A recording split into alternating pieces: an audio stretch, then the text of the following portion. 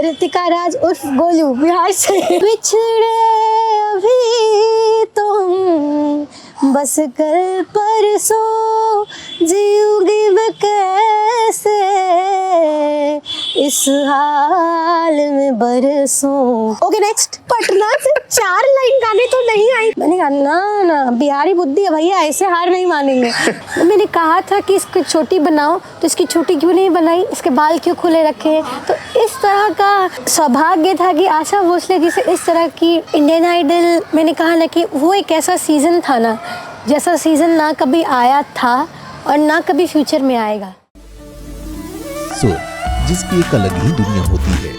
यहाँ सारे किरदार अपनी कहानियाँ खुद लिखना चाहते हैं, मानो सब अपने सपनों की पतंग पर सवार होकर आसमान छूना चाहते हों।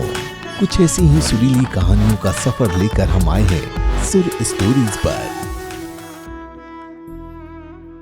So let's start. अब तक की जर्नी कैसी रही? जर्नी जो है अगर कहें वन वर्ड में तो रफ रही है। You do not choose to do music, music chooses you. Right.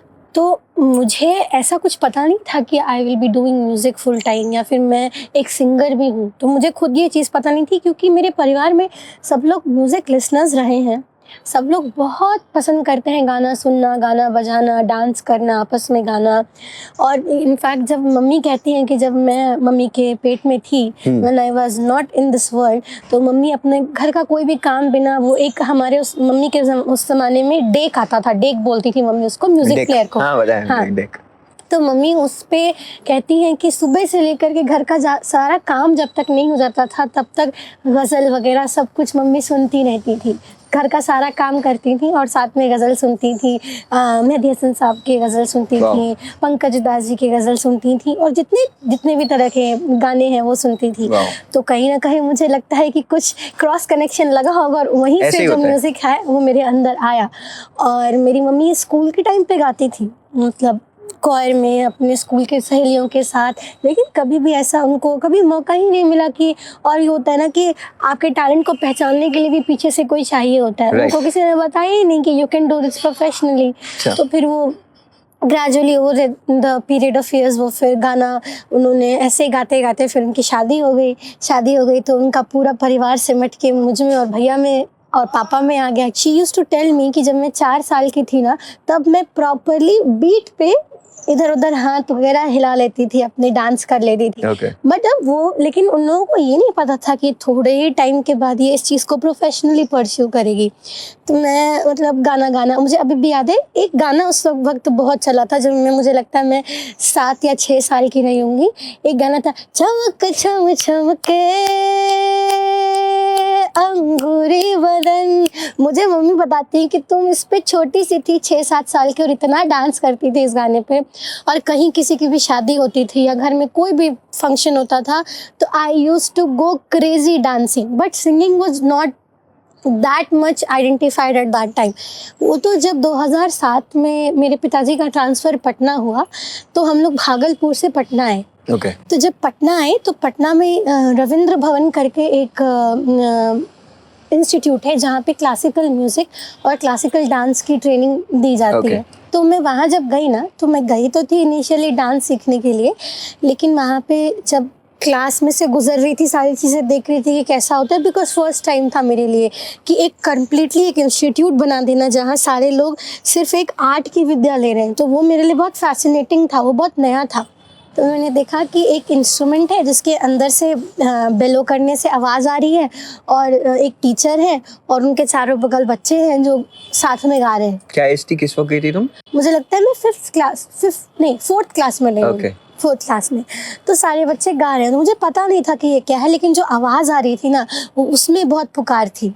मुझे उसमें वो लग रहा था कि नहीं, ये कुछ नई चीज़ देख ली ज़िंदगी में, कभी देखने को मिला ही नहीं। ये सब भागलपुर में थी, तो हारमोनियम किसे कहते हैं, तबला किसे कहते हैं। तो जब मैंने देखा तो मैंने अपनी माँ से कहा कि माँ, हमको जो है यहाँ पे डांस सीखने में इंटरेस्ट नहीं, हमको ये सीखना है, ये जो सब भैया दीदी लोग गा रहे हैं हमको वो सीखना है। तो माँ वाज लाइक, ठीक है, तुमको जो सीखना है तुम सीखो, लेकिन तुम अच्छे से सीखो।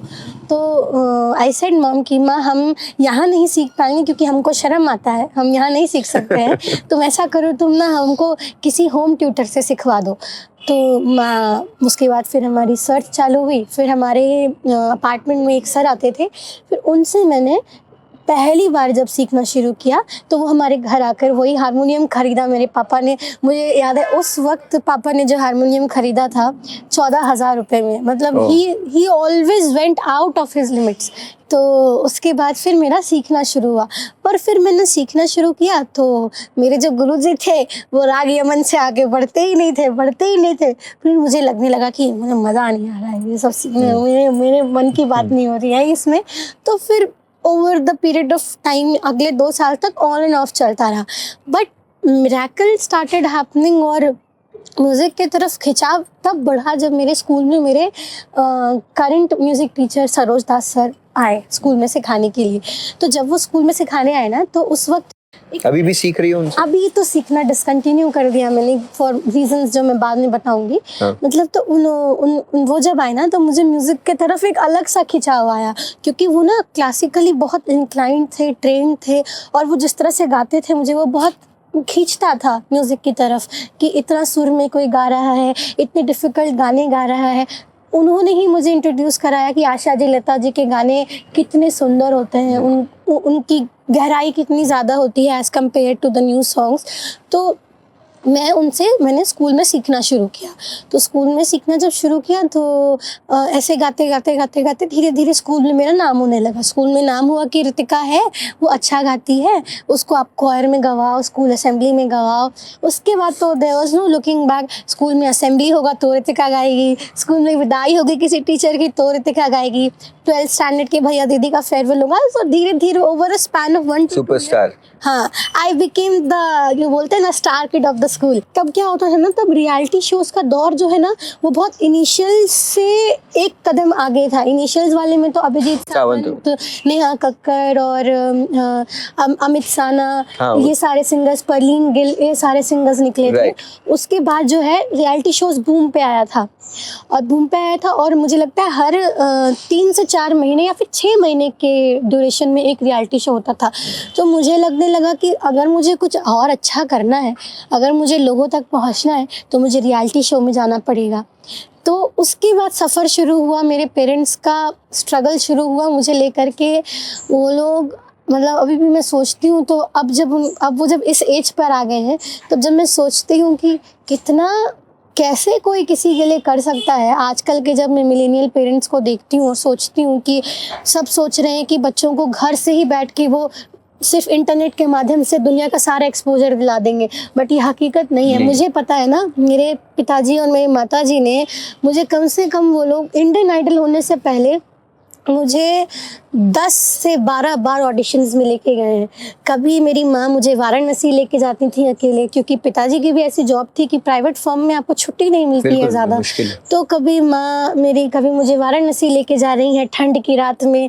तो कहाँ जा रही हो अन्नू, मेरी माँ का नाम अन्नू है, तो कहाँ जा रही हो अन्नू, तो आज इसको लिटिल चैम्प्स का ऑडिशन दिलाने ले जा रहे हैं जी, गाएगी जी, अच्छा गाती है, उसको वहाँ लोग उसको सेलेक्ट कर लेंगे। फिर ठीक है, कहाँ जा रही हो अन्नू, इलाहाबाद जा रहे हैं जी, उस बार नहीं हुआ था, इस बार ज़रूर हो जाएगा। उसके बाद कहाँ जा रही हो अन्नू, तो इस बार कलकत्ता जा रहे हैं जी, बहुत दूर है, आपको भी जाना पड़ेगा मेरे साथ। तो फिर पापा भी जाते थे। तो ऐसे करते करते 10-12 जगह पापा मम्मी ऑडिशंस के लिए लेके जाते थे। वहाँ रहना, वहाँ खाना पीना, सब कुछ उन लोग की जिम्मेदारी होती थी, और मेरी जिम्मेदारी होती थी सिर्फ कि जाके अच्छा से गा दो। लेकिन फिर क्या हुआ, मुझे लगता है कि शायद तैयारी में कुछ कमी रह गई होगी। 10-12 बार ऑडिशंस देने के बाद भी मेरा कहीं कुछ हो नहीं रहा था। मतलब जाती थी, एक लेवल तक जाती थी, वो भीड़ में से छट के टॉप 80, टॉप 70, टॉप 50 तक चली जाती थी। पर जैसे ही जजेस राउंड आता था ना, पता नहीं कुछ ऐसा हो जाता था, डर जाती थी गाने से, मतलब गाना गाते वक्त घबरा के गाना ही छोड़ देती थी। लिटिल चैम्प्स के ऑडिशन में उस वक्त कैलाश खेर जी थे, अच्छा, तो कैलाश खेर जी ने वो मुझे प्रोत्साहन दे रहे हैं, जय हो आपकी, गाइए गाइए गाइए, और मैं गाऊँ ही नहीं। मैंने कहा यार ये कैसा स्टेज फियर है। मतलब मुझे क्या हो गया था ना, बार बार रिजेक्ट होने की वजह से स्टेज फियर हो गया था कि नहीं यहाँ आने के बाद तो देयर इज नो गोइंग, नहीं होगा मेरा, हम कितना भी अच्छा गा लें हमारा कुछ होने वाला है नहीं। करते सारेगामापा लिटिल चैम्प्स 2009 में मेरा सिलेक्शन हो गया बॉम्बे राउंड के लिए। अच्छा। फिर बॉम्बे राउंड में गए तो बॉम्बे राउंड में टॉप इंडिया में पहले टॉप 120 में आई, फिर स्क्रीनिंग प्रोसेस के थ्रू टॉप 84 में आई। फिर अलका याग्निक जी के सामने जब गाना गाने का मौका मिला फिर वही हुआ। मुझे भी याद है वो लोगों ने ज़बरदस्ती मुझे ऐसा गाना दे दिया जो मेरे स्केल से और मेरे जोन से और मेरे कंफर्ट लेवल से बाहर था। लेकिन मेरी एडवाइस, अभी कोई भी ये पॉडकास्ट देख रहा होगा उसको यही होगी, चाहे आपको कोई कुछ भी बोले, ऑडिशंस इज़ दैट प्लेस जहाँ पे आपका अपर हैंड होना चाहिए और आपको अपने कंफर्ट जोन में गाना चाहिए। क्योंकि आप जब तक नहीं बताओगे कि आप किस चीज़ में बेस्ट हो, लोग आपको फिर क्यों सेलेक्ट करेंगे। बाद में देखते रहे ना कि आप कितने वर्सेटाइल हैं, आपको आगे के राउंड्स उस चीज़ के लिए बने हुए हैं। तो मैं वहाँ से फिर वहाँ रिजेक्ट हो गई। अब मैंने सारी उम्मीद छोड़ दी थी कि मेरा कभी किसी रियलिटी शो में होगा और मैं कभी गाना गाऊंगी। तो फिर मैंने पढ़ाई लिखाई अपनी जो मैं करती थी वो करने लगी। लेकिन अंदर में तो कीड़ा होता ही है कि देना है ऑडिशन देना। 14 साल की थी तो देखा कि पहली बार आशा भोसले जी किसी रियलिटी शो को जज कर रही हैं। मतलब ये तो इंडिया के इतिहास में पहली बार ऐसा कुछ हो रहा है।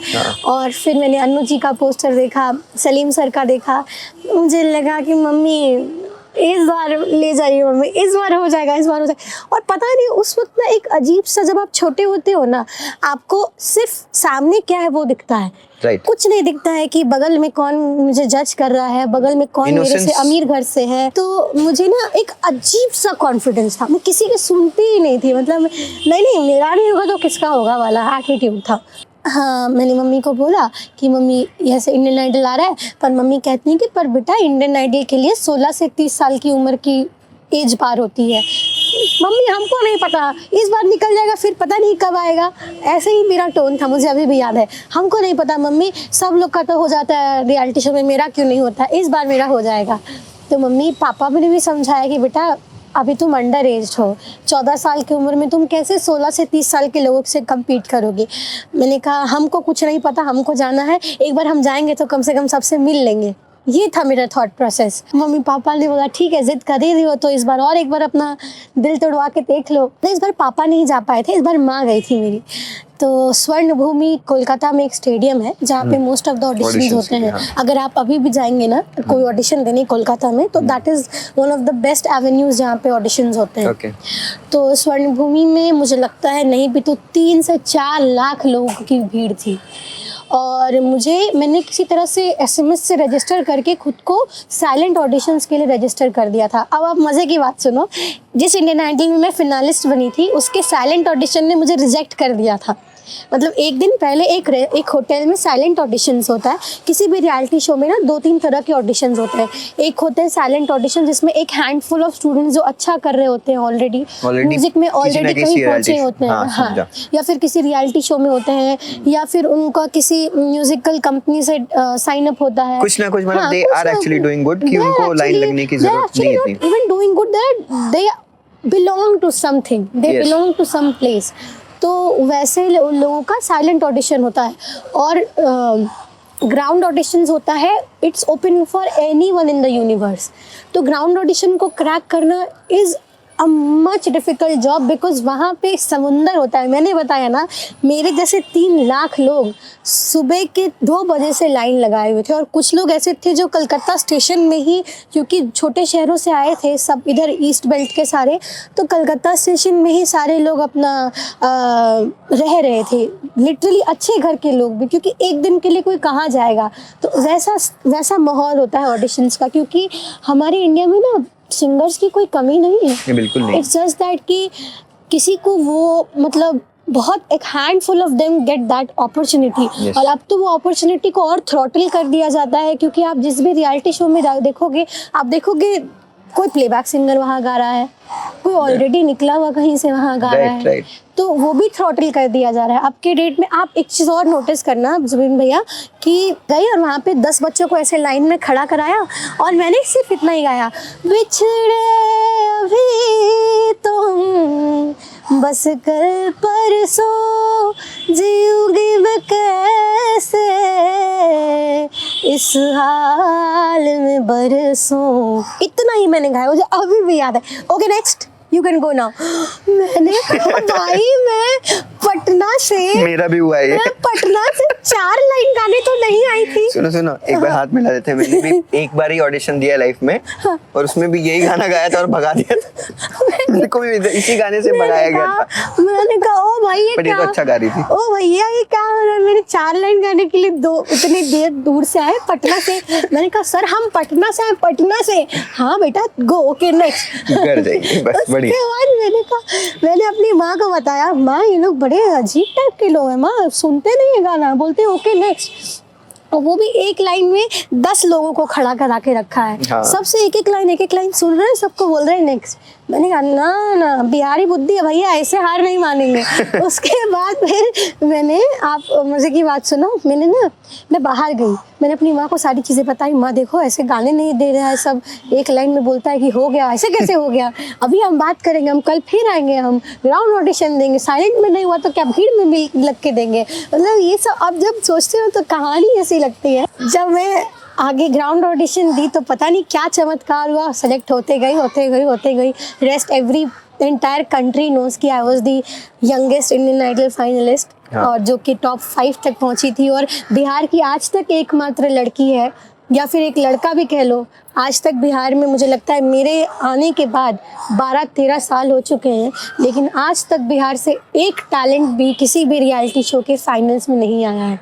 And that has been in the record. अगर आप चेक करोगे, एक भी बंदा या एक भी बंदी रियलिटी शो में, I don't know after me कोई आया नहीं है। तो वही था, इंडियन आइडल में गई तो लोगों को ये बेबाक अंदाज और ये जो आंखों में कोई डर नहीं था, कुछ देखना नहीं है कि कौन कितना तैयार है, कौन कुछ नहीं, हमको गाना है भाई, हमको गाना दो, हम गाना गाएंगे। अगर आप इंटरनेट में भी देखोगे ना, सारे जो रियलिटी शो का जितना भी रहा है, तो सारे जजेस, आशा ताई भी मुझे गोलू बुलाती थी, सुनिधि मैम भी गोलू बुलाती थी, सलीम सर भी गोलू, अनु मलिक सर भी गोलू, और मतलब मेरा नाम ही इस शो पे गोलू पड़ गया था। सारे बोले अब आ रही है ऋतिका राज उर्फ गोलू बिहार से।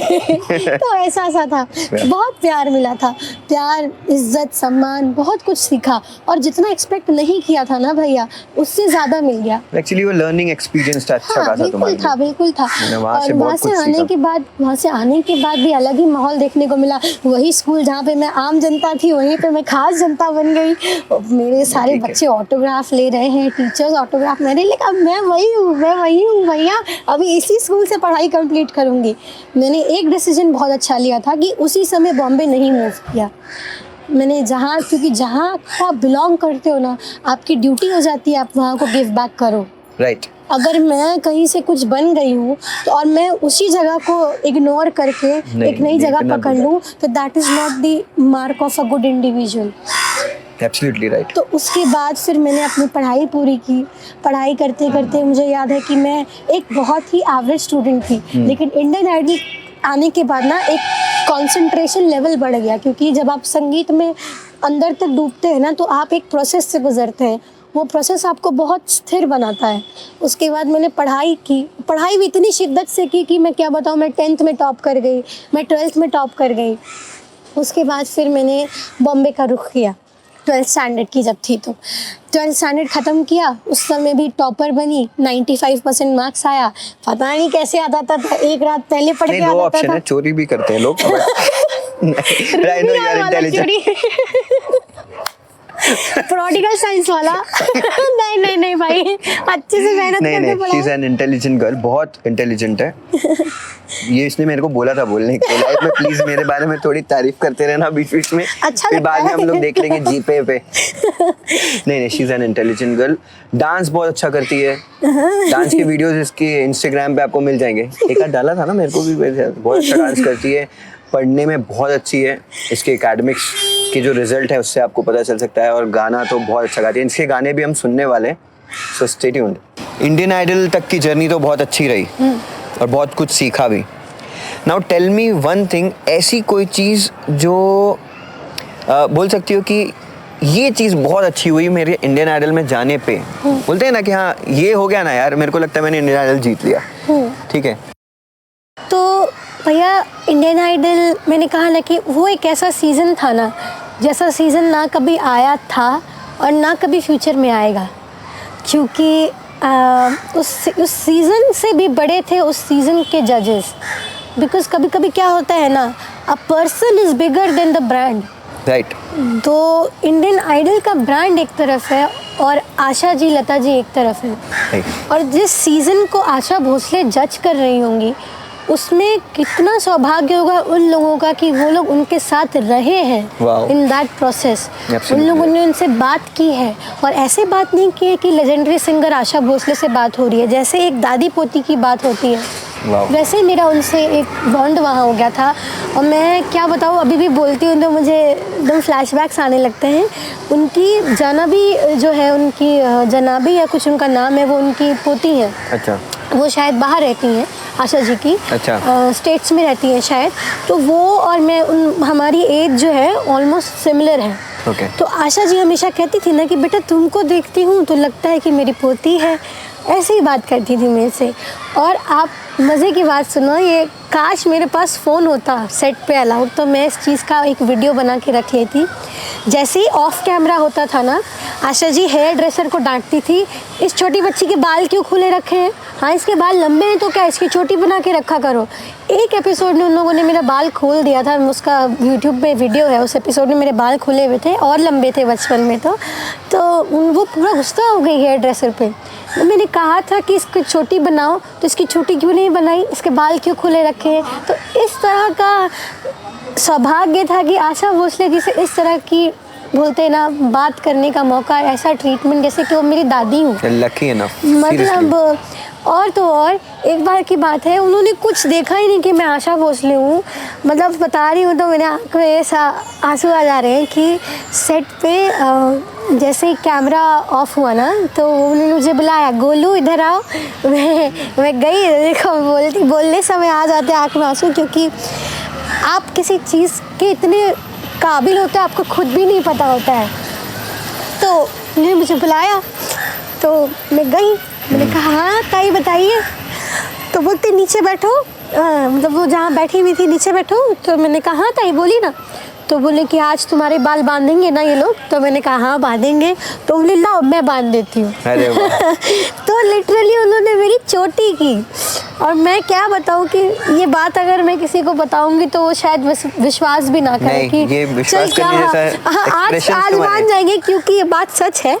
तो मतलब आशा भोसले जी ने मेरी चोटी बनाई है। मैं और क्या बोलूँ कि मुझे इंडियन आइडल में रखो, निकालो, जिता दो, टाइटल दो, नहीं दो। एक 14 साल का बच्चा जिसकी चोटी आशा ताई कर रही है, आशा भोसले जी, उसको और क्या चाहिए ज़िंदगी से। तो मैं तो अपनी ज़िंदगी जी ली उस एक मोमेंट पे, फिर दोबारा तब जी मैंने। और तब मुझे लगा कि आज मेरा इंडियन आइडल का सफल हो गया, मैं जीत गई इंडियन आइडल। वो तब था जब हम लोगों को सुबह 7 बजे बस में बैठाया और हम लोग जाए जा रहे हैं और सबको कहा गया था कि आज आप लोगों को इंडियन ड्रेस पहनना है। तो इंडियन ड्रेस पहनना है तो कभी देवेंद्र, जो आपने जिसकी बात की, कभी देवेंद्र बोल रहा है पाजी सानू कॉन्सर्ट कराएंगे। तो कोई बोल रहा है पाजी हमें लगता है कि हमने कहीं गाना है आज, पाजी हमें लगता है मंदिर जाना है। तो ऐसा सब स्पेकुलेशन कर रहे थे। और फिर मैं तो खैर बॉम्बे में पहली ही बार इतने दिन के लिए रुकी थी, तो मुझे तो कुछ पता नहीं है। लोग कह रहे थे कि हाजी अली वाला रास्ता है, फेडरल रोड जिसको शायद हाजी उधर ही है। हाँ। और वहाँ पे सुर सम्राट लता जी का घर है, मुझे ये पता ही नहीं था। और सब जब वहाँ पहुँचे ना, अरे ये तो लता जी का घर है, लता जी का घर है। मैंने कहा अरे मजाक कर रहे हैं क्या ये लोग सारे। तो बोले नहीं गोलू मजाक नहीं कर रहे, यहाँ लता जी रहती है। अरे बाप रे, हमें लता जी से मिलाने लेकर आए। ओ यार, और हम लोग थे, मैं सोच रहा हूँ मेरे को गूज़बम्स आ रहे हैं। हाँ, हम लोगों को क्या कोई कह रहा है मैं चप्पल नहीं पाना, मैं कुछ नहीं, मैं अपना चश्मा उतार देना, मैं चप्पल नहीं पाना। सारे बच्चे, हम लोग सारे टॉप 10 में जिनका सिलेक्शन हुआ था, सारे कुछ मतलब हे वायर कि क्या करेंगे अब तो देवी के दर्शन हो रहे हैं, अब क्या करेंगे, क्या कर जाएंगे इस मोमेंट में, क्या कर जाएंगे। तो फिर हम लोगों को शांत कराया गया कि आप लोग अपने आप को थोड़ा संयम से रखें। ये लता जी का घर है, लता जी यहाँ पे उषा मंगेशकर जी के साथ रहती है और वो आप लोगों से मिलने आएंगी। वो ये वाला सीज़न देख रही हैं, उनको सीज़न पसंद है क्योंकि आशा जी जज कर रही हैं, तो वो इस सीज़न को फॉलो कर रही हैं। आज भी मैं देखती हूँ कि बहुत सारे सिंगर्स, बड़े बड़े स्टैब्लिश सिंगर्स जब इंटरव्यू देते हैं तो वो कहते हैं एक सपना रह गया लता जी से मिलने का। मेरा रह गया मेरा रह गया, किसी और से बात ही मत करो, मेरा रह तो गया। वो कहते हैं कि एक सपना रह गया कि लता जी से मिलना था, तो वो सपने को हम लोगों ने जिया है 3 घंटे। तो उस दिन लगा कि अब इंडियन आइडल से बड़ा हो गया कुछ। जब वो आई ना रूम में तो फॉर 5 to 10 सेकेंड्स हम लोगों को ना सिर्फ रोशनी दिखाई दे रही थी और आई एम वर्शिप आर्टिस्ट जो है, सिंगर्स जो है, I am saying it because I have seen it कि मुझे बस 5 सेकंड के लिए कुछ नहीं दिख रहा था। एक जो हेलो होता है ना, एक ऑरा होता है, इतनी तेज रोशनी होती है कि आपको इंसान नहीं दिखता है। I can imagine seriously. हाँ तो वो ऐसा हुआ जब वो आई ना, तो 5 सेकंड रोशनी के बाद से एक छोटा सा, एक कहते हैं ना, एक भगवान की मूर्ति जैसे एक इंसान सफ़ेद साड़ी में लिपटी हुई, 2 चोटी जो कि उनके घुटनों के नीचे तक आ रही थी, चमचमाती हुई सफ़ेद साड़ी, कान में हीरो का एक ईयर पीस, हाथ में एक चूड़ी, अभी भी याद है। और उधर से आई और रोशनी इतनी तेज़ कि वो एक बार को आँखों में समाई नहीं। मतलब जो लोग डिविनिटी अटेन कर लेते हैं ना, मैंने ये चमक किसी और में देखी ही नहीं, क्योंकि ये चमक थी सादगी की, सालों का रियाज, सालों का जो एक स्टेट ऑफ गॉडलीनेस अटेन कर लेना, ये उनमें था जो मैंने लता जी में देखा। और उन्होंने पहला ही जो शब्द कहा ना, कैसे हैं आप सब, नमस्कार, बस हा सारे बच्चों का तो ऐसा लगा कि ये बाहर आ गया बिल्कुल। कहती कैसे हैं आप सब, नमस्कार बच्चों। तो हमने कहा ताई नमस्कार। फिर ताई कहती अरे आप लोग सब खड़े क्यों हैं, बैठिए ना, बैठिए, आराम से बैठिए, हम लोग खूब सारी बातें करेंगे। हम लोगों को लगा कि ये क्या हो रहा है, क्या ये सच है कि सपना साकार होना? सपना मतलब उन्होंने फिर कहा कि बैठिए, मैं तो आप लोगों से ही मिलने के लिए आई हूँ। फिर उषा जी उनको साथ लाई थी अपने, फिर वो हमारे सामने बैठी। फिर उन्होंने कहा कि आप लोग ठंडा पीजिए, हम लोगों के लिए उन्होंने ठंडा समोसा वगैरह सब ला करके रखा था। तो सारे बच्चे कह रहे नहीं नहीं ताई, हम लोग तो सिंगर हैं, हम लोग कैसे कोल्ड ड्रिंक पी सकते हैं। लता जी कह रही है कि अरे आशा ऐसे ही बोलती है आप लोगों को, वो डरा देती हैं आप लोगों को, सब कुछ पीना चाहिए। मैं तो दही भी खाती हूँ, तो फिर भी मैं गाती हूँ। अच्छा आप तो भगवान है ना सिंपल सी बात है। सही में लता जी अपने ज़ुबान से हमें R.D. बर्मन साहब के साथ जो रिकॉर्डिंग सेशंस थे उसके बारे में बताया। किशोर दा ने एक गाना लेटे लेटे गाया था, उसके बारे में हमें खुद बताया। अपनी नोक झोंक के बारे में बताया, O.P. नैयर साहब के बारे में बताया, मदन मोहन जी के बारे में बताया। सारी चीज़ें लता मंगेशकर स्वयं हमें कह रही हैं। और उसके बाद फिर एक एक कंटेस्टेंट से उनको बुला करके इधर आओ, अपना गाना सुनाओ। हम लोगों ने लता मंगेशकर गाया था? मैंने गाया। कौन सा? मैंने गाया अलबेली नार प्रीतम द्वारे, अलबेली नार खड़ी घूंघट खोले, रस अखियों में घोले, मुस्कान भरे चुपके वो निहारे, अलबेली नार। फिर कहती है अच्छा गाया बेटा, आपने बहुत अच्छा गाया। ये तो तुमने अभी मैंने बोला तो ऐसे निकल गया। हाँ। उनके सामने जब गाने के लिए उन्होंने ऐसे सुर सुर कांप रहे थे। कहती मन्ना दा का गाना गाया ना बेटा। मैंने कहा हाँ ताई, कोशिश की गाने की। नहीं, बहुत अच्छा गाया, गाते रहिए, रियाज करिए, बहुत अच्छी आवाज़ है। तुम जो भी बोल रही हो ना, तो मैं इमेजिन कर रहा हूँ तुम वहाँ बैठी हो, लता जी वहाँ बैठी हैं, हाँ। और ये बातें हो रही हैं, because I am visualising those things. Wow मैं आपको यार, वो फोटो शेयर कर दूंगी, आप वो पॉडकास्ट पर दिखा देना बिल्कुल। उनके साथ जो उनकी गोद है में तुम्हारे बैठी- घर में? हाँ, Yes. एक और फोटो है जिसमें उनकी गोद में सिर रखा हुआ है मैंने, तो वो फोटो ये एक चीज़ है ना, मैं तुमको बताऊँ सच, तुम अच्छा करती हो, हमारे गाने सुनता हूँ, आई रियली लव दैट कि you are doing very well, इतना अच्छा गा रही हो, मैं लोगों को सुनाता हूँ। बट ये एक चीज़ है ना जिससे तुमसे मेरे को जलन होती है, बहुत गंदी वाली। तो इसको ना मैं जाने फिर पत्थर रख लेता हूँ यहाँ पे, जाने दो यार, अपनी बहन है। क्या बोले, इससे सुन सुन के उस चीज़ को हम लोग विजुअलाइज करके जी ले रहे हैं फिलहाल। किस्मत में जीते जी भगवान के दर्शन लिखे थे तो हो गए। ठीक है। तुमने अभी कहा बातों बातों में जी कि आप जिस शहर से बिलोंग करते हो आप उसके लिए कुछ करें, वहाँ से आप ग्रो किए हो, इसीलिए आप मुंबई नहीं गए उस वक्त, राइट? भोजपुरी म्यूजिक जो करंट सिनेरियो है उसके बारे में क्या कहना चाहोगे? हाँ जुबिन भैया, हमारी जो बिहार की जो इंडस्ट्री है ना, पहली बात तो ये कि ये सिर्फ भोजपुरी नहीं है। ओके। ये भी बहुत बड़ी बात है कि बिहार के अंदर कई फॉर्म्स ऑफ सॉन्ग्स हैं। जैसे भोजपुरी एक हो गया, मैथिली एक हो गया, आपका कजरी एक फॉर्म हो गया, आपका सोहर एक फॉर्म हो गया। But the thing is this all has been submitted and type casted as Bhojpuri music, Okay. जिसको अभी भी सोसाइटी का एक मेजॉरिटी हिस्सा जो है वो सिर उठा के नहीं देखता है, for reasons we all know. Yes, but vulgarity. The thing is कि at the same time Bihar में कुछ ऐसे गीत हैं, विद्यापति जी के गीत उठा लीजिए मैथिली में, शारदा सिन्हा जी के छठ के गाने उठा लीजिए, या फिर आप भिखारी ठाकुर के विदेशिया के सारे गीत उठा लीजिए, जो अगर एक इंसान ध्यान लगा के सिर्फ सुनता है ना तो उसकी आंखों में आंसू आ जाएंगे। इतना सुंदर, इतने मोती जैसे शब्द लिखे गए हैं। बट अगेन वो होता है ना कि somebody takes the major portion of the cake। तो ये जो भोजपुरी के जो टिपिकल वल्गर सॉन्ग्स है ना, क्योंकि इनकी ऑडियंस बेस बहुत ज़्यादा बड़ी है, जस्ट बिकॉज एक रिक्शा वाले से लेकर के बिहार के इंटीरियर गांव तक में लेकर के ये जो एक फीमेल को इतना ऑब्जेक्टिफाई कर दिया गया है ना, कि एक फ़ीमेल रहे जो नाचने वाली का जो एक कॉन्सेप्ट रहता है हमारे शादियों पार्टियों में, जो कि इंटरनल, जो कि देखिए क्योंकि झूठ बोलने का कोई फ़ायदा है नहीं, जो है वो लोगों के सामने है। बिल्कुल। तो ये चीज़, इसमें इंडस्ट्री का दोष नहीं है। आखिरकार बॉलीवुड भी तो वही परोस रही है ना जो लोग सुनना चाहते हैं, जो Right. लोग देखना चाहते हैं। Right. तो भोजपुरी इंडस्ट्री क्या करे अगर आज के दिन में वो अपना मेन स्ट्रीम छोड़ के सारे अच्छे गाने, सारे डिसेंट गाने निकालने लगेगी, तो यूज़र बेस कहाँ है? That is the problem, no?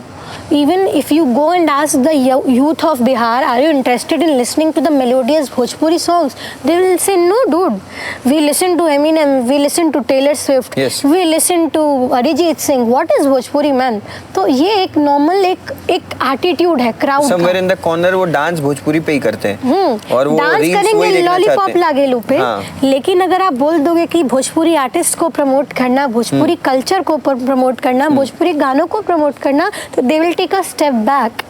तो it is not kind of a one way communication, क्योंकि कम्युनिकेशन का मेन डेफिनेशन ही अगर आप पढ़ने जाओगे तो communication is always two ways. Yes, तो absolutely this is happening because people are wholeheartedly accepting it. आपको जान के हैरानी होगी, कुछ इतने सुंदर सुंदर गाने हैं। एक सिंगर है प्रियंका सिंह, मुझे लगता है नाम, शायद मैं गलत भी हो सकती हूँ, मुझे क्रॉस चेक करना पड़ेगा। मैं एक पिक्चर देख रही थी, क्योंकि मैं ना कोशिश करती हूँ कि मैं हर लैंग्वेज में गाऊँ, हर लैंग्वेज की चीज़ों को सुनूँ, हर भाषा की मूवीज़ को देखूँ। एक गाना है, मतलब मैंने उसका थोड़ा सा ही पार्ट सुना और मुझे लगा कि यार क्या गाना है यार, अगर ये आज के दिन में ये कॉम्पोजिशन हिंदी गाने में होती तो ये गाना कहाँ होता। सुना दो थोड़ा सा। इनका पवन सिंह का एक मूवी था, की एक मूवी थी, उसमें गाना है गुलरी के फूल, और उसमें उन्होंने गाया है बलम जी हो जाइबा गुलरी के फूल, बलम जी हो जाइबा गुलरी के फूल। अब बताओ, ये गाना अगर नहीं चल रहा है तो इसमें भोजपुरी इंडस्ट्री का क्या कसूर है? गाने तो बन रहे हैं ना। तुम्हारे हिसाब से जो अभी चल रहा है वो सही चल रहा है या नहीं? देखिए मेरे हिसाब से ना अभी भोजपुरी में दोनों चीजें पैरेलल चल रही है, अच्छे कंपोजिशंस भी बट हैं। जो तराजू है वो तो हमेशा पलड़ा भारी तो वल्गैरिटी का ही रहा है। एक चीज मैं देख रहा हूँ कि गाने पे 600 मिलियन व्यूज हैं। It's coming from all over the world. Yes, that is what I'm telling. It's coming लोग from सुन रहे हैं Mauritius, तब it's वो आ coming रहा from है। US, it's coming. You cannot stop it. See, इतना फेक व्यूज नहीं पॉसिबल नहीं है। क्यों डालेगा कोई इतना फेक एक व्यूज? कोई सिंगर है, उनका एक गाना था, उस गाने को मैंने देखा रिलीज हुआ है और 4 दिन में 40 million views. Who is watching that? Who is और जब watching that? सब मना ही कर रहे हैं, एक्सेप्ट करो ना, हाँ भाई मेरे को मजा आ रहा है, मैं देख रहा हूँ या देख रही हूँ। See, that is what I was saying. हाँ? It's not the industry's fault. It's the audience. People, not even the audience. People are accepting that. People are liking that. Yes, आप देखो ही मत, अगर आप आपको नहीं भैया चाहिए तो। जुबेन भैया बोलना नहीं चाहिए, बॉलीवुड की हालत खराब हो जाएगी जब when it comes to views, जो भोजपुरी गानों के जो व्यूज है। बिल्कुल है, बिल्कुल है। मतलब बॉलीवुड में 10 गाना में से कोई एक गाना होता होगा या फिर 20 गाने में से कोई गाना होता होगा जिसका 100 मिलियन व्यू जाता होगा। Absolutely right. और भोजपुरी में 10 में से 5 गानों के views 100 million 200 million 200 million. What is happening? क्या सुन रहे हैं लोग? सीरियसली सुन ही रहे भाई। और अच्छे जो गाने हैं, जो जिस गानों की तुम बात कर रही थी, उन पे कितना व्यूज होगा? धीरे धीरे अब क्या हो गया ना कि एक तो बात हो गई कि हैविंग दैट माइंडसेट कि मेरे को सच में उसको रिवाइव करना है, और दूसरा हो गया कि मेरे को इसको एज एन अपॉर्चुनिटी लेके इंस्टाग्राम पे और फेसबुक पे वायरल होना है। You are getting it what I am trying to say? मतलब अगर भीड़ है तो भीड़ में से 90% ऐसे हैं जो अब उन अनसुने गानों को गा करके चाह रहे हैं कि गाने आए या नहीं आए, कहीं ना कहीं उनका एक ठीक है, दैट इज अ गुड रास्ता बन स्टेप। जाए। ठीक हाँ। है, दोनों वे में फायदा है। हाँ। एक हमारी इंडस्ट्री को फायदा है, हमारी भाषा को फायदा है, हमारे संगीत को जो गलत नजर से लोग देखते हैं उसको फायदा है, क्या समझ में आएगा नहीं, this is also the music. ठीक है, उनका फायदा है, उसमें कोई प्रॉब्लम नहीं है। आर्टिस्ट करेगा, एफर्ट्स लगाएगा ही कि रीच हो। तो अब उनके व्हाट यू आर माध्यम डूइंग, से तुम क्या कर रही हो? मेरा तो देखिए, एक तो मैंने अपनी माँ से वादा किया था और एक अपने आप से भी वादा किया था कि हर साल छठ पूजा में, भले ही मैं लाइफ में कहीं भी रहूं, कुछ करूं ना करूं, गाने में रहूं ना रहूं, छठ पूजा पे मेरा गाना आना है, मतलब आना है। और वो मेरी एक ड्यूटी सी है। और वो मेरी माँ से मेरा वादा था, और पिछले 6 साल से भगवान के आशीर्वाद से, क्योंकि मेरी मम्मी 17-18 साल से छठ पूजा करती हैं, तो मेरे घर में इसका महत्व सबसे ज़्यादा है। और मैं खुद एक बिहारी हूँ, बिहार है तो मैं हूँ, नहीं तो मैं कुछ भी नहीं हूँ। क्योंकि बड़े शहरों में तो कई लोग रियलिटी शो में जाते हैं, आते हैं, किसी को फ़र्क नहीं पड़ता है। ये मैं बिहार से थी तो मुझे इतना प्यार मिल गया कि 12 साल पहले किए हुए रियलिटी शो के लिए भी मुझे आज लोग जान रहे हैं। राइट। आज के इस ज़माने में जब एक महीने में 4 अलग रियलिटी शोज़ होते हैं, तो कहीं ना कहीं बिहार की बेटी होने का मुझे एक एडवांटेज है। 2021 में एक गाना किया था, 8 ही काट के कोठरिया का, हम लोगों ने, जो कि ओरिजिनली पद्म भूषण शारदा सिन्हा जी को मिला है, उनका गाना है। तो उनका गाना हम लोगों ने रिक्रिएट किया था। इस साल छठ पूजा में वो गाना वायरल हो गया। मुझे पता भी नहीं चला, मुझे मेरे दोस्तों ने बताया कि अरे तुम्हें पता है आज सारे रील्स में 8 ही काट के कोठरिया का। मैं आपको 2 लाइन उस गाने के सुनाती हूँ। अभी भी अभी भी उस रील पे 2 एल्डरली कपल हैं जो छठ पूजा कर रहे हैं, जिनके बच्चे छोड़ के उनको अबैंडन करके चले गए हैं, और उसकी एक रील है जो वायरल हो गई थी छठ के समय में। वो गाना ऐसे है, 8 ही काठ के कोठरिया हो दीनानाथ, रूपे छान लागल केवार, ताही ऊपर चढ़ी सुतले दीनानाथ, बाझी के बड़वा धैले ठार, चादर उघारी जब देखले हो दीनानाथ, कोने संकट पड़ल तोहार, पुत्र संकट पड़ला मोरा हो दीनानाथ, ओहिला के बड़वा धैले ठार।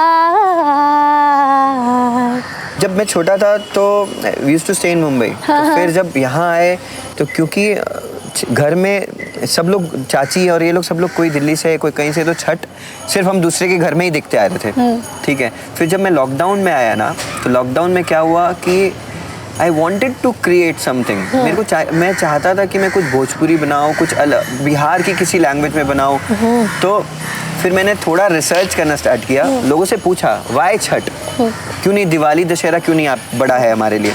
मैं सब तो बोलेंगे अरे भाई भावनाएं हैं, हाँ, इमोशन नहीं है। और भी कैसा मालूम है, क्योंकि उन्होंने कहा कि इमोशंस क्यों है। रीजन ये है ना कि उस छठ के टाइम में होता क्या है कि सारे लोग, हाँ, जो फैमिली मेंबर्स हैं जिनमें आपस में थोड़ा सा मतभेद है, या कोई ऐसी विचारधारा है, आपस में गुस्सा है, वो सब कुछ खत्म कर देते हैं वो लोग भैया। उस time। ये सबसे बड़ी बात एक और है ना कि छठ महापर्व तो जात में भी भेदभाव नहीं करता है। मुस्लिम्स छठ करते हैं, कितनी बड़ी बात है। हम लोगों को धर्म के नाम पे बांट देते हैं। घाट में तो पता ही नहीं चलता ना ये कौन ब्राह्मण है, कौन क्या है, वो पता ही नहीं चलता। मतलब अगर आप आर्टिस्ट के नजरिए से देखें ना, तो कोई जात अलग है ही नहीं, बिल्कुल, बिल्कुल। कोई धर्म अलग है ही नहीं। Beautiful। मुस्लिम्स छठ कर रहे होते हैं, बंगाली छठ कर रहे होते हैं, पंजाबी छठ कर रहे होते हैं, तो ऐसा पर्व आपको देखने को और कहाँ मिलेगा। कुछ बहुत ही मुश्किल सवाल इससे पूछने वाला हूँ, ठीक है। रेडी हो? क्विक आंसर देना है, क्या बोलते हैं उसको? Rapid fire. हाँ, रैपिड फायर। मैं तुमको 2 सिंगर्स के नाम लूंगा, उसमें से तुमको whom you like उसका नाम लेना है। Okay, let's do this. Fine. Ranu Mandal versus कच्चा बादाम। अरे भाई दोनों में से सिंगर कौन है पहले ये बताइए। ये गलत है। नहीं, I respect both of them. कच्चा बादाम की जय, रानू दीदी की जय। ऑफ कोर्स रानू दीदी। ढिंचक पूजा और बचपन का प्यार में कौन सा बेटर है? मुझे नहीं जाना स्कूल तो तू काहे भेजे। ढिंचक पूजा। Very nice. तुरंत बताना, अरिजीत सिंह और सोनू निगम। फंसा दिया यार। फटाफट बताना है। टिक टिक 1। अरिजीत सिंह। चलो। लता जी, आशा जी। टिक टिक 1 टिक लता जी। 2। श्रेया घोषाल या सुनिधि चौहान? श्रेया घोषाल। रफी साहब या किशोर दा? टिक टिक 1। किशोर दा। सानू दा या अजित जी? हे हे हे हे हे हे हे ला ला ला ला हा हा हा हा। Now you know my answer. Yes, fine. Pawan Singh या खेसारी लाल यादव? रुपवा के जाल में फंस गई नी दादा। पवन सिंह। ये बताओ, पटना तो रह रही हो अभी, तो तुमने बोला कि हाँ ठीक है शहर के लिए रहना है, शहर के लिए करना है, बट खुद के लिए भी करना है, बिकॉज इंडस्ट्री जो जिस तुम हिंदी इंडस्ट्री में काम करना चाहती हो। हाँ बिल्कुल। बिकॉज वही गाने सुना, ऐसा नहीं है कि भोजपुरी में काम करने में कोई बुराई है, I understand, but I think is Hindi industry, एक इंसान का एक ड्राइविंग फोर्स होता है। यस, तो वो है बॉलीवुड, वो है हिंदी इंडस्ट्री।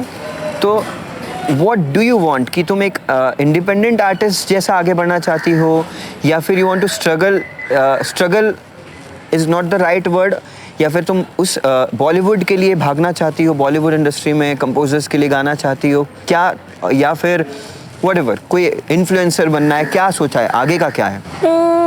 देखिए, गाना बनाना और गाना लिखना ये भी बहुत बड़ा क्रिएटिव फील्ड है, और ये हर किसी के बस की बात नहीं है। तो जो लोग भी इंडिपेंडेंट आर्टिस्ट हैं, मेरा उनके प्रति बहुत रिस्पेक्ट है भैया।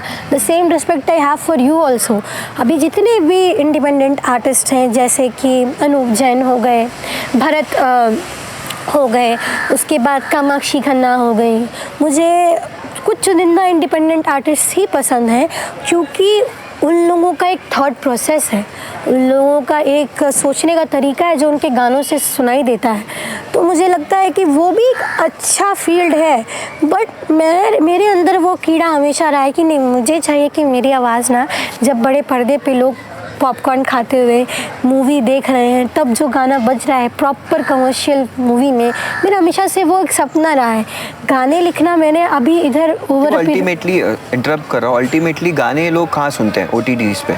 हाँ। OTTs as in Wink music, Apple music, Spotify, Jio Saavn, XYZ, so on, right? Correct. तो आप एज एन इंडिपेंडेंट आर्टिस्ट भी करते हैं तो आपका गाना वहाँ जाता है। तो your majorly your target is कि आप चाहते हैं लार्जर ऑडियंस के पास पहुँचे, मैसेज के पास। तो वो आपको लगता है कि वो बड़े पर्दे पे जाएगा तो वहाँ से लार्जर ऑडियंस के पास पहुँच सकता है। Correct. हर इंसान का अपना एक थॉट प्रोसेस है, हाँ. अपना एक दुनिया को देखने का नज़रिया है कि हाँ भाई ये दुनिया ऐसी चल रही है। मेरे को ऐसा लगता है कि it is the song. For example अगर हम गजेंद्र वर्मा का तेरा घाटा या जो एम्प्टीनेस आया था, ये गाने लें तो वो लार्जर ऑडियंस के पास पहुंची है। एवरीवन नोज दैट सॉन्ग, ठीक है ना? समटाइम्स ऐसा भी होता है कि आपका गाना बहुत अच्छा है एंड वो किसी बहुत बड़े सुपरस्टार के साथ रिलीज्ड है, गाना भी अच्छा है and it is not reach the audience, मतलब जो ऑडियंस तक पहुंचना चाहिए नहीं पहुंचे। करेक्ट है। मतलब सी मुझे क्या लगता है ना जुबिन भैया इस चीज़ में कि you have to chase the process. Yes, अब उस प्रोसेस को चेज करते करते आप क्या बनेंगे ये तो आपकी किस्मत है ना, बट योर और टारगेट आपकी इज आप मेहनत है। चाहते हो। हाँ, मेरा एक मकसद बोल लीजिए, ड्रीम बोल लीजिए, वो जो बचपन से एक दिमाग के अंदर रहा है ना कि नहीं मुझे कटरीना कैफ के लिए गाना है, नहीं मुझे करीना कपूर के लिए गाना है, नहीं मुझे दीपिका पादुकोण के लिए गाना Got है। तो अब अगर आप इसको ये कह रहे हैं कि मैं एक पर्टिकुलर टारगेट को लेके चल रही हूँ तो हाँ चल रही हूँ, ठीक क्योंकि है। Independent Nothing bad in artist, it. हाँ मतलब That is your independent choice. Artist का भी होता है कि मेरे को अब अगर मैं हुस्न लिख रहा हूँ तो हुस्न किसके पर्सपेक्टिव से लिख रहा हूँ, या फिर अगर मैं घर लिख रहा हूँ तो मैं किसके पर्सपेक्टिव से लिख रहा हूँ। तो हर इंसान का एक होता है। नहीं ठीक है, वही चीज़ नथिंग है। Bad in it. मेरा पॉइंट हुआ था कि आपकी चॉइस क्या है। हाँ, मेरी चॉइस हमेशा से वही रही। मूवीज, वैसे मैंने रिसेंटली डिस्कवर किया है that I can write songs as well Very good. And I can compose as well. तो I never thought of doing this, but ये पॉडकास्ट हो रहा है तो I would like to just put across my thought process कि मेरे दिमाग में क्या है। तो just a snippet of what I have compose I would like to. Yes yes sure. तो मैंने 2 साल Life जॉब का की, experience. हाँ, सेल्स में। तो उसके बाद जब मुझे लग रहा था नहीं कि बिकॉज ऑफ दिस 9 to 8 ही कह लो, 9 to 8 जॉब की वजह से मेरा म्यूज़िक का समय नहीं हो रहा है, समय बिल्कुल भी नहीं मिल पा रहा है। तो एक अनसर्टेनिटी का फेस था, तो मैंने सोचा ना कि जो मुझे लग रहा है मैं वो लिखूं। तो उससे इंस्पायर होकर मैंने गाना ऐसे ही गिटार पकड़ के मैंने सोचा कि मैं देखती हूँ कैसा लग रहा है। सो द सॉन्ग इज़ कैसा है डर सुन बेखबर आजा यहाँ मैं हूँ तेरा घर। तो it's about someone who you are hoping कि वो आएगा आपको और उस फेज से ड्रॉ आउट कर लेगा। मेरे फेज में वो मैं खुद हूँ, क्योंकि हम अपनी सबसे बड़ी ताकत होते हैं। राइट। तो द सॉन्ग गोज लाइक,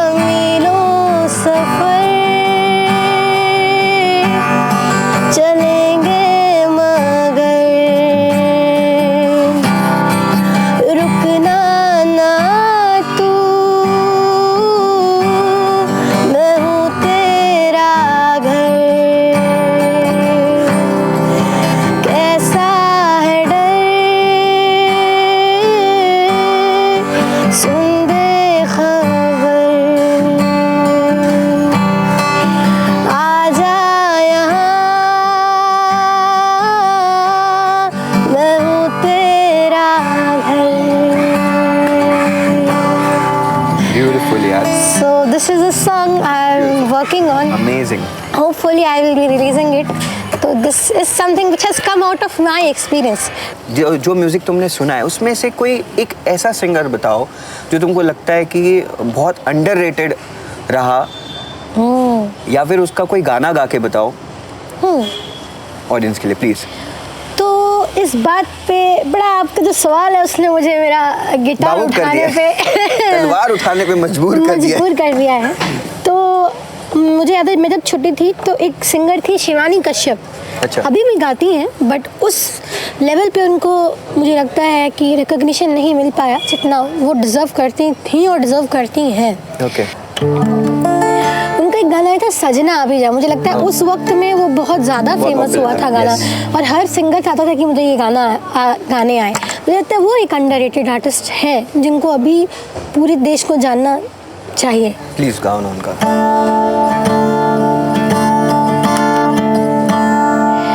सजना भेजा, सजना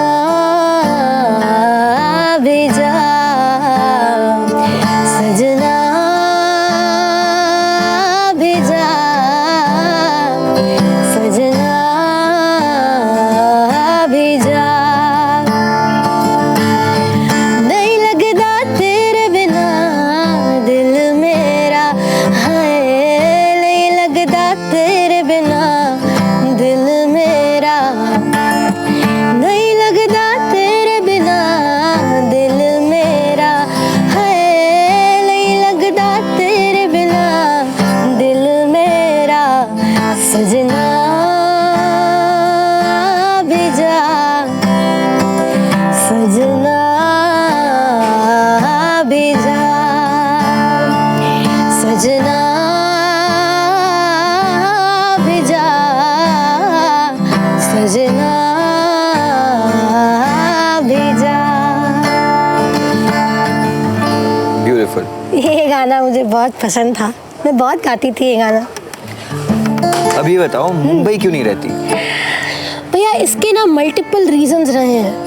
पहला रीज़न तो ये है कि सबसे बड़ा रीज़न यही है कि I don't come from an Ambani background, you know, तो थोड़ा सा सोच समझ के। बहुत से लोग रह रहे हैं, बहुत से अदर ऑप्शंस हैं, यू कैन अर्न, यहाँ भी कमा रही है। तो मैं बात बोलूँगी कि जब पैंडेमिक आया ना, होम सिक हो भयंकर वाली, मतलब मेरे लिए क्या है ना कि जब तक सुबह में उठ के माँ से 1 घंटा मुझे मेरा बाबू मेरा बच्चा ना मिले तब तक मुझे लगता है कि दिन में कुछ मिसिंग है।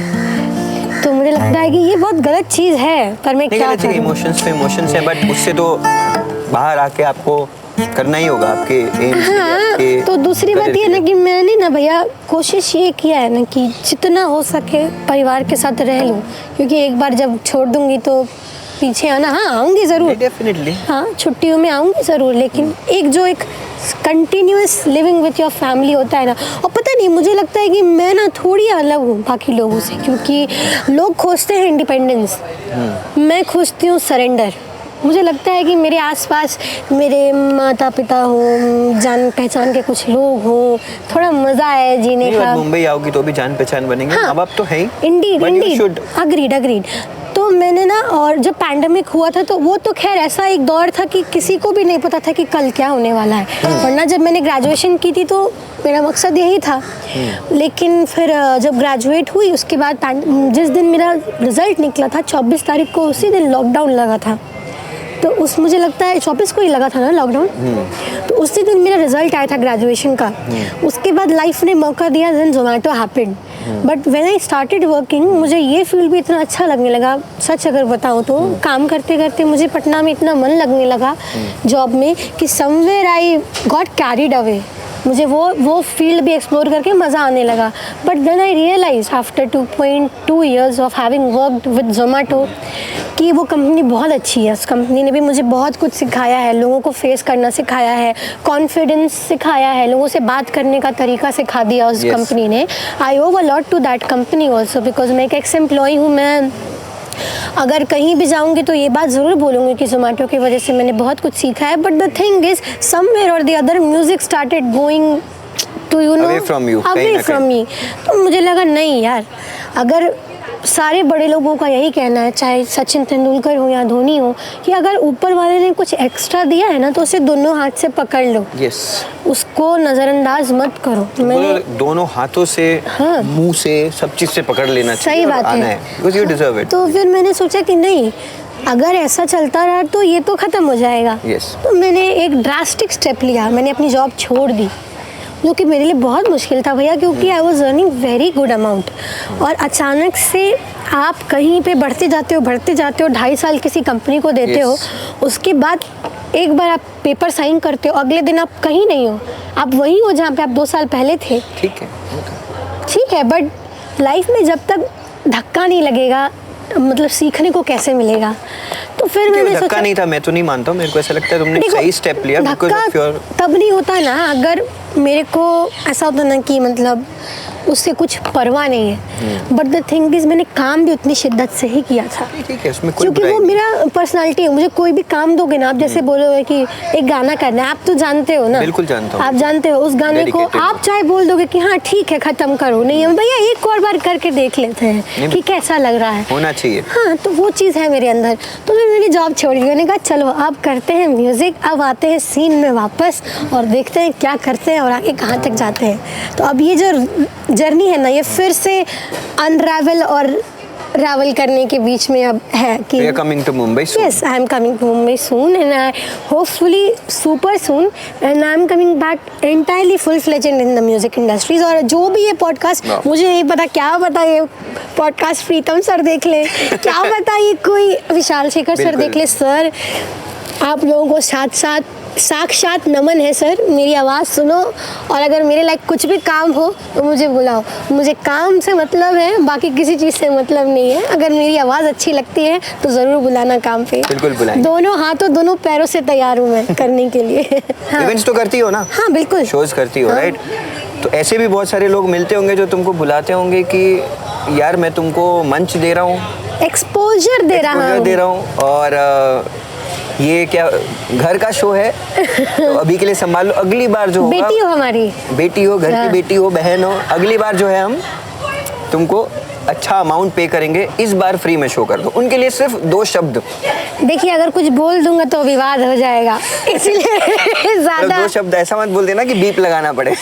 नहीं तो विवाद, इसीलिए तो पूरे विवाद हो जाएगा। तो देखिए हम यही कहना चाहते हैं कि आप एक डॉक्टर को बोलते हैं कि आप हमारे संबंधी हैं, आप एक्सपोजर के नाम पे ऑपरेशन कर दीजिए। हाँ। क्या आप किसी वकील को बोलते हैं कि आप एक्सपोजर के नाम पे ये वाला केस लड़ दीजिए? नहीं। If you are honoring them as professionals, why don't you honor us as professionals? Yes, हम लोगों का घर चलता है ना इस चीज़ से, हम लोगों का ये source of bread and butter है।